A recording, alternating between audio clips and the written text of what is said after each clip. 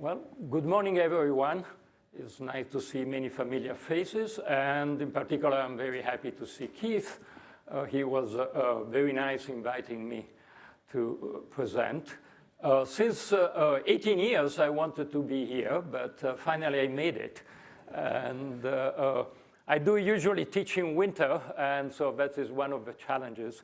But this year I'm co-teaching, so I could skip town and be here, and I'm very glad about that. As Keith said, I'm a seismologist, a seismic imager.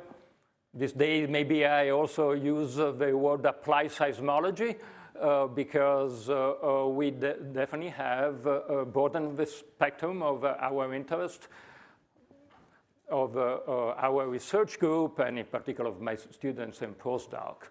As Keith mentioned, we, like the conference, have changed name recently. We changed it in the 50 years anniversary of the group. The Stanford Exploration Project was started in 1972 by John Claerbout, and I've been running it for now more than half of its history, but John is really deserves the credit for getting it started. And we are now called the Stanford Earth Imaging Project because it's the time of the energy transition. And I do believe that seismic imaging has a role well beyond exploration, in particular oil and gas exploration, but also exploration for minerals, for geological hydrogen, but also, as we will discuss, imaging other processes that happen in the subsurface that are crucial to the energy production. So how did seismic imaging and HPC came together for a long time? We'll have, in a couple of minutes, a chart of our history in HPC, but in many ways follow the history of the industry. And there is what I call the virtual cycle. So I used basically a version of this slide when we got a new dean. She is an environmental scientist, so she really didn't know much about neither computation nor seismic imaging. So I explained to her that indeed our long history had a future because there was really a virtual cycle that was going on in the oil and gas and in the energy industry. So let's put really what is important for energy companies, that a new exploration plays. So as you find oil and produce oil, then at a certain point, the plays that have been used in the past may be not as productive. You need to invent new geological models. And that did prompt the industry, and the industry is not only the oil and gas companies, but all the companies around it, the geophysical contractors, the hardware companies, to invent a new way of acquiring seismic data that can tackle the challenge of seismic imaging in this new environment. And then at the bottom, but has been crucial, is really the development of computing technology. Cheaper, faster, has been an amazing journey, and as you all know, it has not finished. And that was really at the base of what came next, that was our role, that was developing new seismic imaging and processing technology, such a way that we can image the subsurface in a way that this new geological place could be explored and produced within all the economic constraints. So that is just a representation at the time. Subsalt was a big thing. Nodal and Watts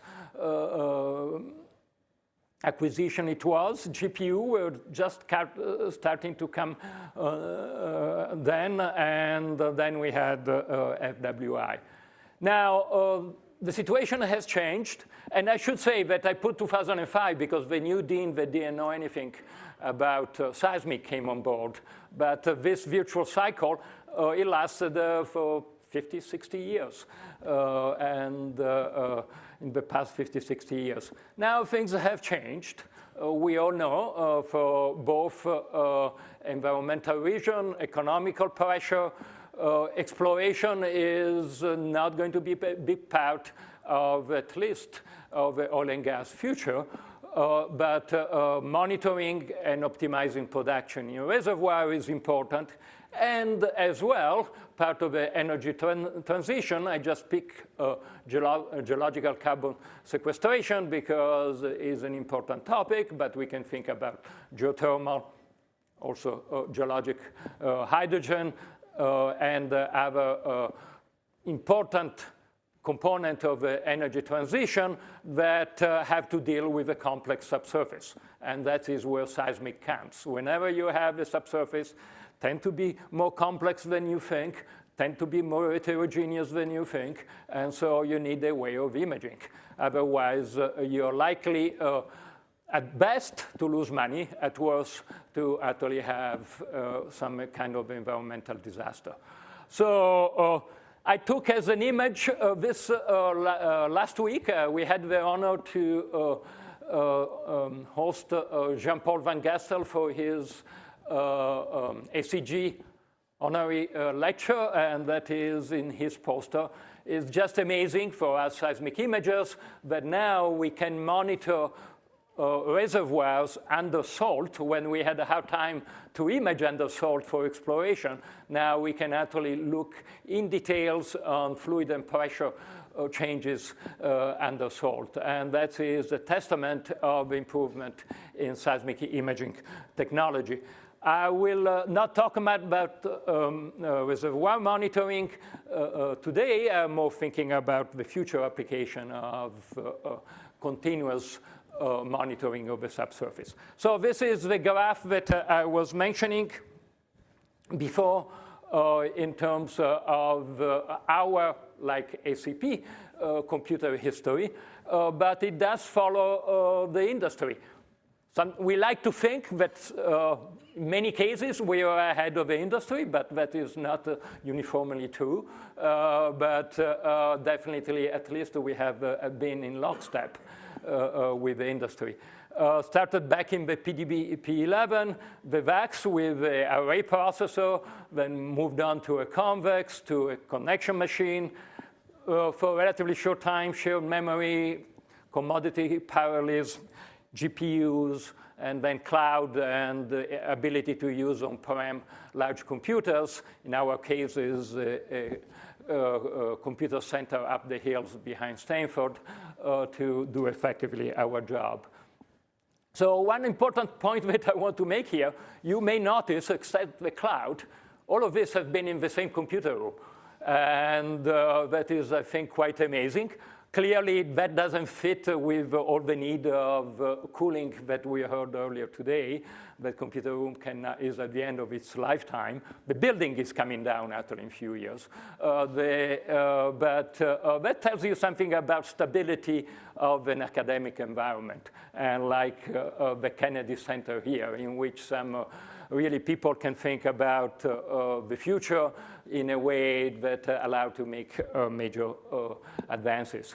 Also, here I would like to acknowledge, besides the contribution of all current students, past students, and postdoc, I would like to acknowledge Bob Clapp. Many of you know he is really a whiz in HPC. He showed up as a student at Stanford at the beginning of the 90s, so he's been with us for a long time. But also, unfortunately, we lost him to Google X just a month ago. And that's, I think, is great for him. Good that Google X is interested in the larger area of geophysical application to the energy transition. It also tells you that what is a challenge that I'm sure that in your organization you have is losing exceptional staff to the tech industry. Maybe some of you come from the tech industry, and you're being lured by the opportunity and the rewards of that industry, but that is clearly a problem for the more of the energy industry. So how did that move, that progress in computing at Stanford with needs from the industry? So I will start from the early 90s, that I actually was there, and where we had the 3D seismic going, replacing 2D seismic that was until the end of the 80s was really the bread and butter. That created large data sets and the challenge of that. Then we moved on to wave equation migration to that's in short profiles and in source receiver configuration. SRME was an important aspect. Then we moved on to reverse time migration, in which we had to solve finite difference problems. And I would say characterize the past 5 or 10 years as also ML experimentation. I'm sure that some of your companies may have deployed ML, but I think we are very much still in the experimentation phase. And the near future will be when we are going to deploy that. So 3D brought large data sets, and we needed much more path to memory. Handling data has been the struggle since the beginning, definitely since we moved to 3D. So we have large data set that we have to compute on, and that's really was the push to go to a parallelism of some kind, in which you had not only one or few paths to memory, but a large amount of them. Then the Linux cluster world, it lasted probably that paradigm for 10 years or more. We were doing with throughput computing the problems we subdivide in processing each source gathers, so we could decompose nicely and relatively little communication between those clusters.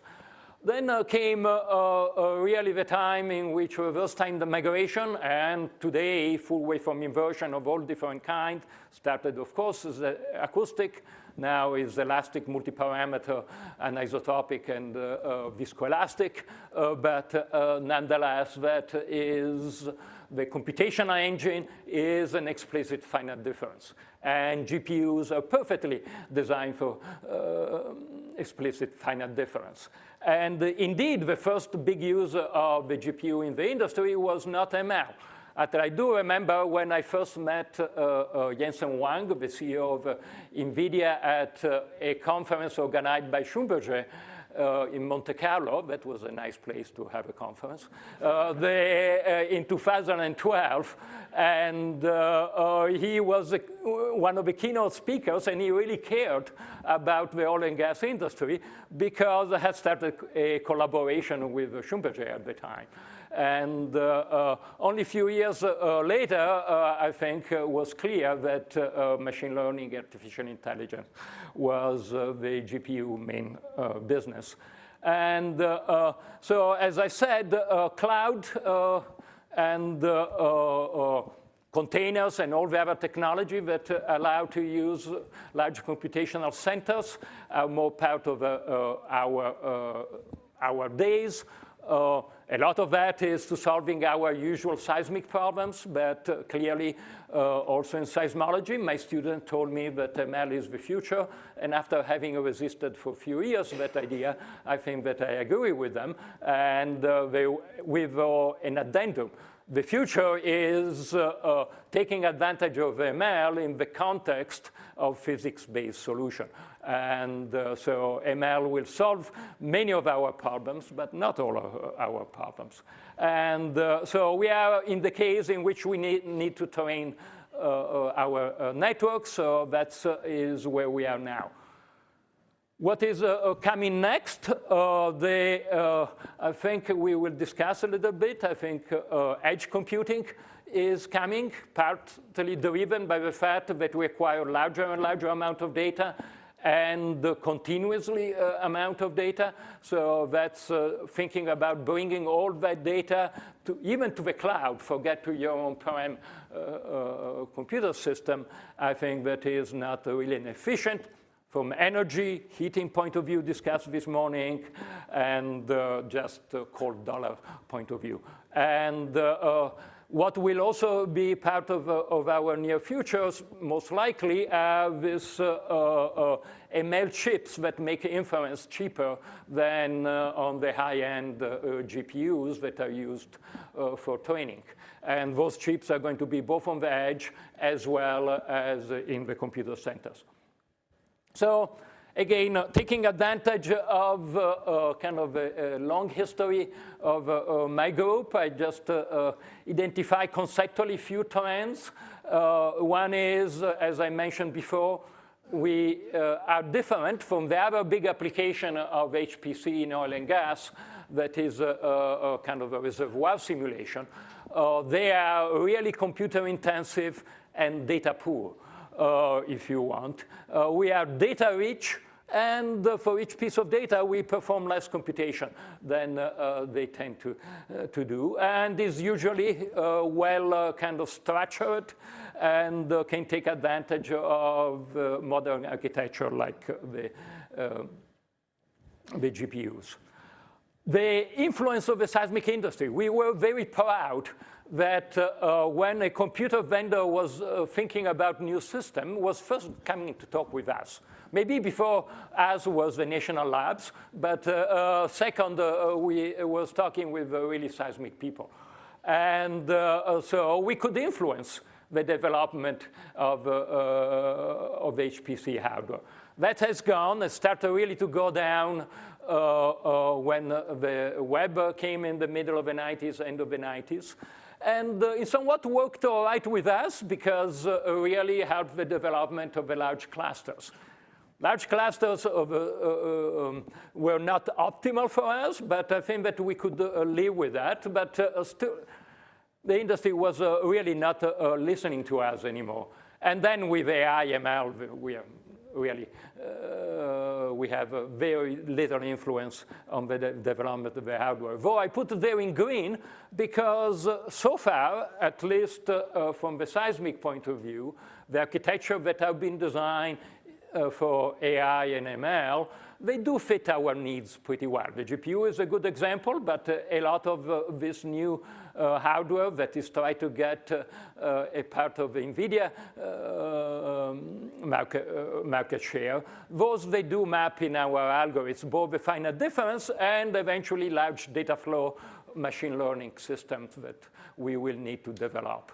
So that is somewhat is a welcome that we have an industry that shares some of our big data problems and that is driving the design. Then the computer center size, well, we all knew, actually as an undergrad, I did have a few of the cards, punch card to program the computer. That was really the beginning. But then we went to small size and slowly going to the point that our computer room is too small to handle all of that. And so we're now moving to the cloud. At ACP, most of our computation is done on the Stanford Computational Center, but more and more on the cloud. Now, something that is coming back is to have smaller computer system. Those smaller computer systems, they will be sitting at the edge. They will be talking with the cloud and eventually with the on-prem computation. Because basically, in some applications of the future, we are acquiring too much data. So this is kind of the trade-off between the easy to use and more dollar efficient. In green, I have what it won, and in red is what, at least for us, has become somewhat obsolete. Definitely from a researcher point of view, the programmability is important, flexibility. I should also say that I should have a cloud on the left, on-prem on the right, but that was a mistake of mine. And then you can think about as a business is what is operating expenses versus capital expenses. For us, has to do how our students can really progress their research. And that is in terms of hardware, but there is very much also in terms of software and the software environment that have been from the not so easy to program like CUDA and MPI, but they have clearly won, at least so far, to something that was easy to program, that HPF and Photon 90, that was very much actually this place played a big role in that development, and I have to admit that I wasted several years of my career with HPF and Photon 90. Had an advantage of being easy to program, but clearly lost compared to MPI. Here, just because I think my job here is also to raise questions, not just telling you a story, is where are we now? Is the programmability is as important? Maybe a lot of the code will be just really not written by humans, but by ChatGPT and other systems like that. So maybe it becomes less important because we can let the computer spend the cycle of writing a lot of the code. So is programmability is going to be that important, or is maybe less so? Good question. On the other hand, on Thursday there is a workshop on DeVito. We are more and more using DeVito. So now we are really going from using computer language to use mathematical expression. And that is a step up in the level. And I'm all in favor for students that they don't want to reinvent the wheel and making the 10th wave-field propagators using CUDA. Good experience for them, so maybe as a student they should do it. Nonetheless, in terms of efficiency, clearly something that you write your partial differential equation and you have an efficient code is important. And more recently, talking with my computer science colleagues at Stanford, I think there is a desire to basically disenfranchise us, or I would say become independent from a GPU NVIDIA-centered world, to have actually DirectML compilers into all the different families of machine learning hardware. That may stop as interesting and useful academic exercise, but it may actually come out in the real world, I cannot say. Now, talking about academics, we are talking now about the future and applications, not about hardware and the past.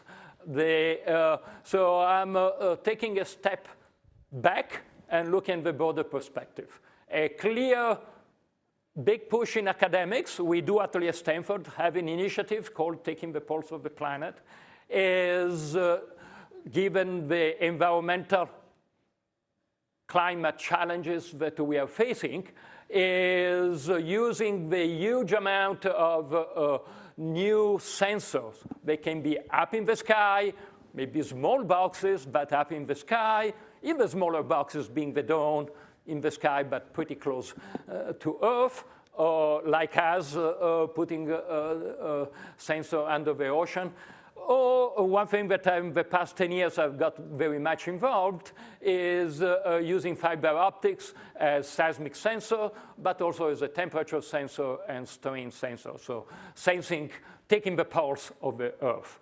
We already talked about machine learning, artificial intelligence, and of course, I'm sure that all of you in this room, they believe that HPC and edge computing has to be at the base of all of this. We are not going to support the proper use and taking advantage of this incredible flux of new kind of data unless we have very strong HPC research and HPC infrastructure. So one of the questions, again, talking about more in general, can we handle this flood of data sensors? I will make a non-seismic example, even if synthetic aperture radar is playing some role, at least in CCS monitoring and maybe geothermal as well.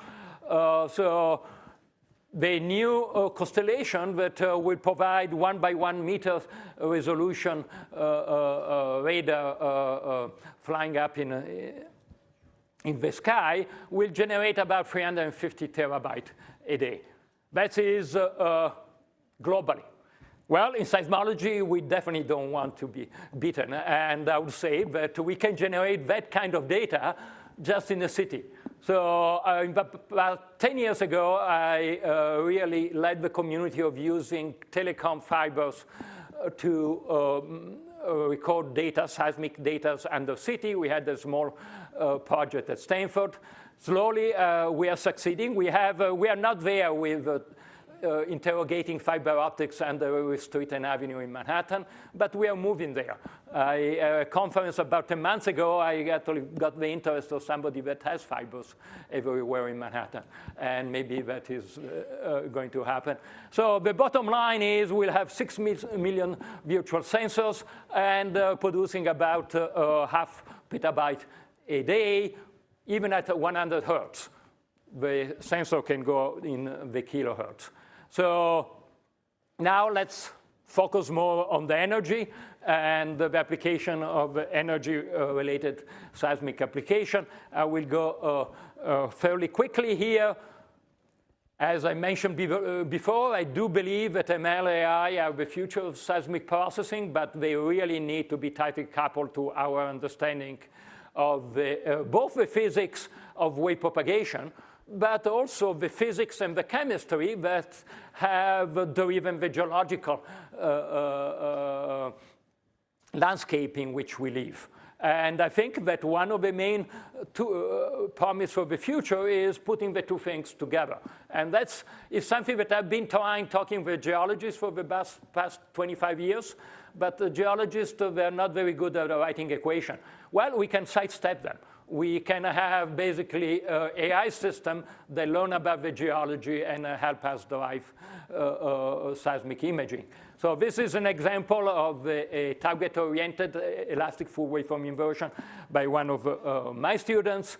The point here is that the elastic full waveform inversion should be now somewhat knowledgeable about geology. This is incredible work that Tao San has done first at ExxonMobil and now at Chevron to do physics-based modeling of geologic stratigraphy called computational stratigraphy, and ML will be the opportunity of putting the two things together to the limitation in resolution and in null space and ambiguity between elastic parameters can be helped with the help of ML and knowledge of geology.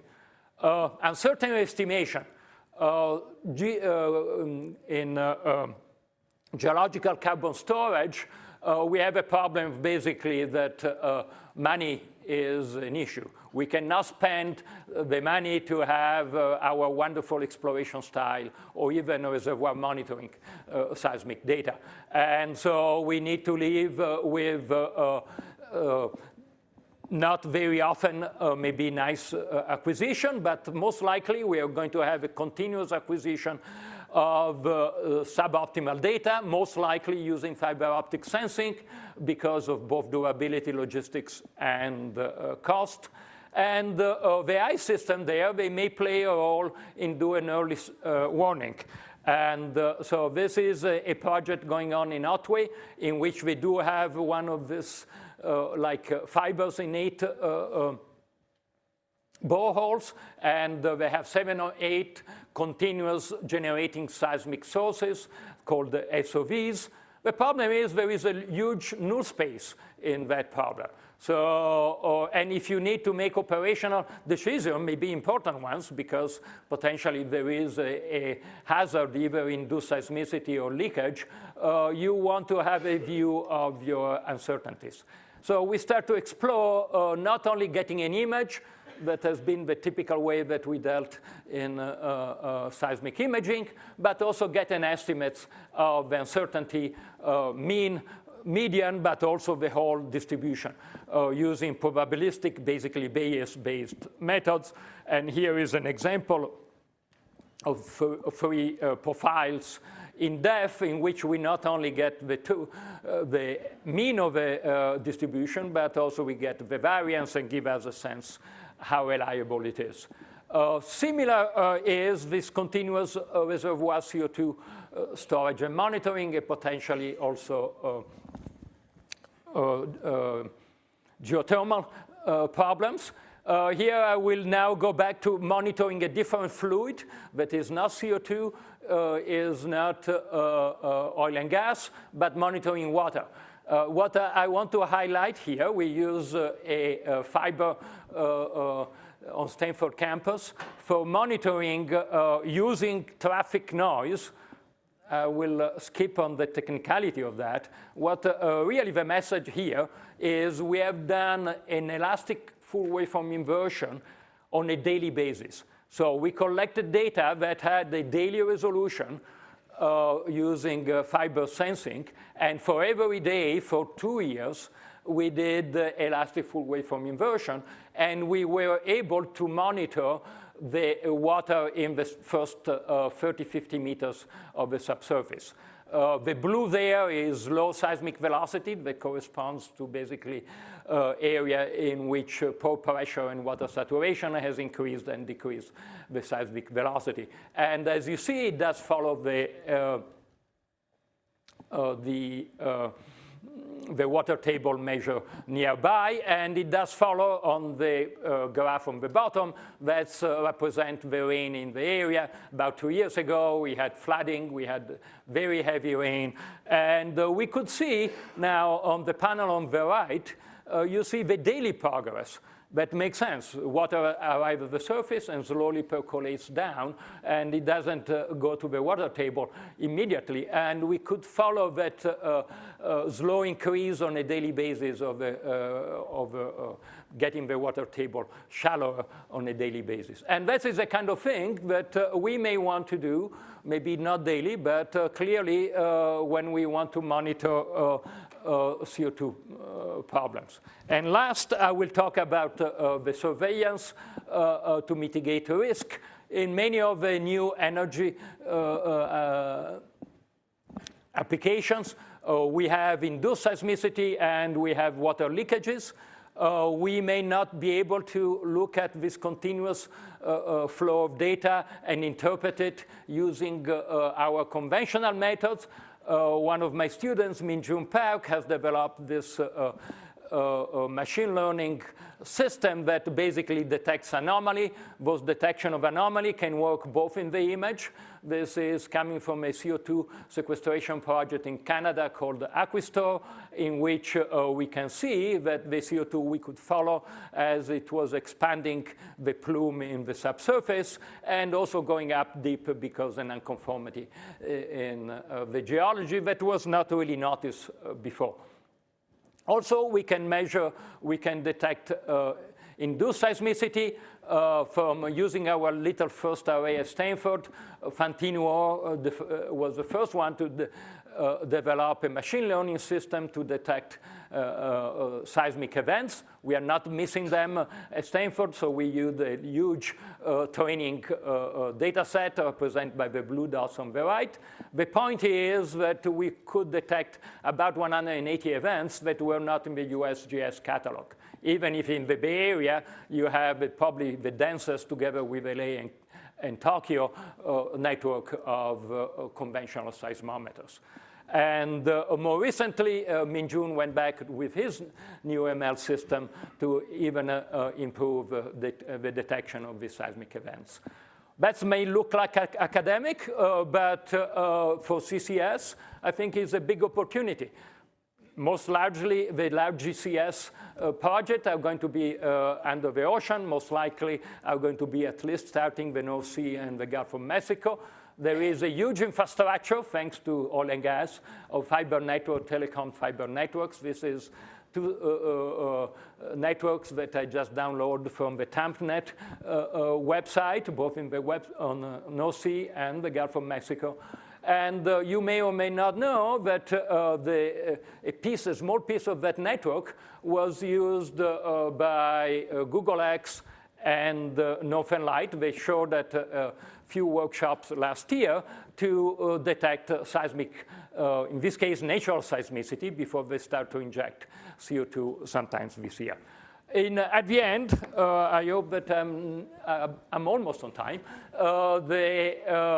So I hope that I convince you that the massive sensing systems Can be satellite, can be fibers, can be drones that will generate a huge amount of data flows.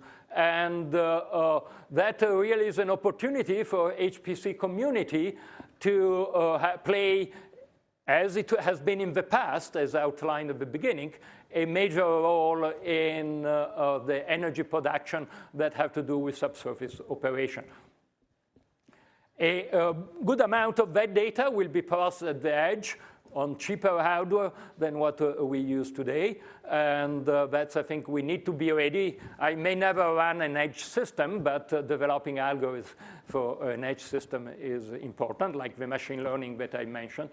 And now a few questions that have to relate it to that the new energy transition businesses tend to be much more cost sensitive than oil and gas. There are plenty of reason, probably all of you know the reason for that. So can we really afford large on-prem system with expensive GPUs, given the pricing of today and the availability of today? Is the cloud a good substitute for at least some of what we want to do at scale, or the cost per flop is still too high? Are the cheaper alternatives, or some of this maybe inference specific ML chips are going to take a foothold, not at the edge, in which we may not have a choice, but even in the computer center, can be the cloud or can be the on-prem. Looking at the future, that's the last two questions probably here people can answer better than I. Should we expect in the near future just a kind of basic ideas of GPU, lot of small processor on a chip, being able to process a lot of data at the same time, expensively or cheaply, as some of the ML chips, or there is something new in silicon around the corner? I would be happy to if anybody wants to answer that question. Or we need to wait for quantum computing. I tell my students that I will probably retire when quantum computing will be relevant. I'm encouraging them to learn it because they will not be retired. And few of them have been working on that, and few of them went on to do a postdocing on the topics. But anyway, those are my questions, and I hope that all of us together will answer some of those questions. Thanks for your attention.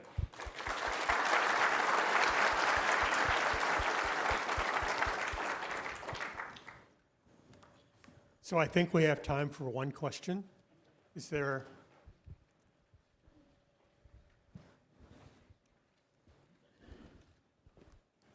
Biondo, could you explain the complexity of code changes over, let's just say, the last decade? How many lines of code did you run 10 years ago versus how many lines of code are you running today? I don't have a number. My students will have the numbers. I saw Guillaume, that was one of my students. He may have that answer better than I do. I do know that because mostly of the coding so far is done in CUDA, the complexity and the time the students are taking to come up to speed to be able to use our current HPC hardware has increased.